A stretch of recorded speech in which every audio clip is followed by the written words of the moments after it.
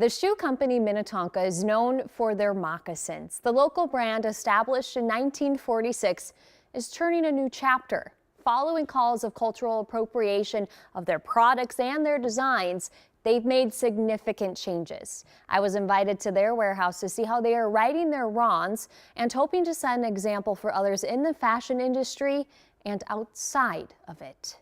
These are all working samples Stepping through history. that are being finalized, or they're being fit tested. Jory Miller-Scheer is a part of the fourth generation of the family to run the company Minnetonka. We are starting conversations about fall of 2025 now.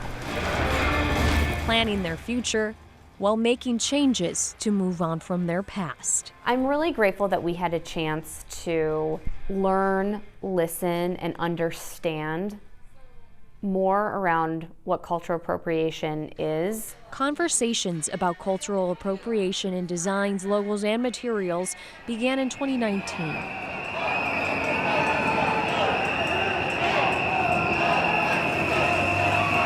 Then, civil unrest hit Minneapolis following George Floyd's murder. How do we show up better? So for us, we look at our product line and we talk with our advisors. They began threading the needle to repairing a frayed relationship with the Indigenous community, starting with first an apology, then a mission to bring in Indigenous designers, I cleaned it up and just went with the strokes. including Lucy Shefty. I feel like Minnetonka has been a fabric in the Indian community.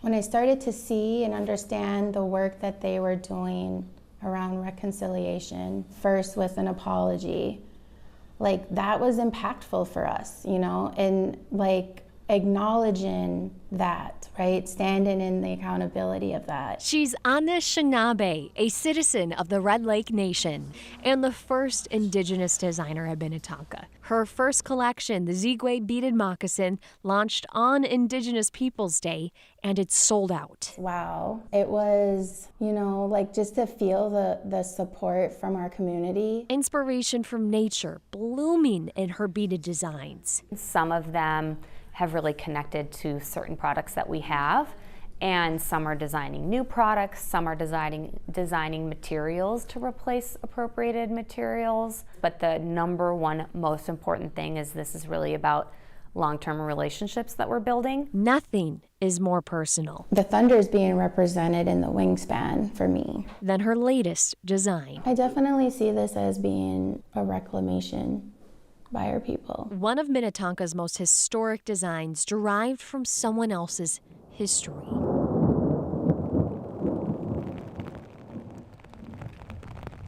Thunder beings are, a thunderstorm purifies the earth. It brings new life, right? It replenishes.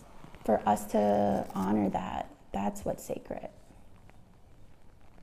Honoring the earth. The Anamaki Thunderbird sharing a namesake with Lucy's son, honoring her legacy while also helping others understand how to repair theirs. Cultural appropriation in fashion is a very prevalent issue, and there's a lot that can be said about that. Stitching back together relationships is a step in the right direction. Lucy's Thunderbird Anamaki redesign is so much more authentic and detailed, which is the point.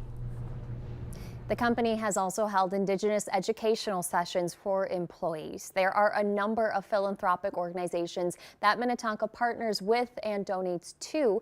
You can read more about their work to uplift and amplify the Indigenous community on KARE11.com.